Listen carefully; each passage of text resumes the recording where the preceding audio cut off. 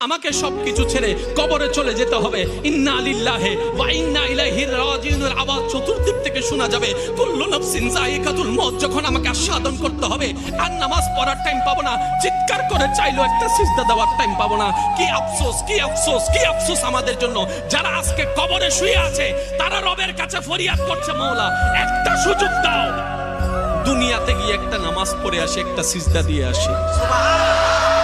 কবরবাসী চিৎকার করে রবকে বলে, মাওলা ভুল করেছি, ভুল করেছি, ভুল করেছি, একটা সুযোগ দাও।